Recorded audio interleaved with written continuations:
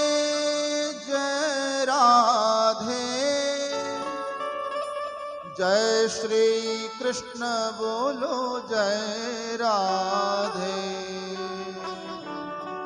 जय राधे जय राधे, जय श्री कृष्ण बोलो जय राधे। श्री द्वारिकाधीश की, श्री बालकृष्ण लाल, सद्गुरु भगवान की। ओम नमः पार्वती पतये हर हर महादेव हर। जय जय श्री राधे, जय जय श्री राधे, जय जय श्री राधे। श्री वृंदावन बिहारी लाल की।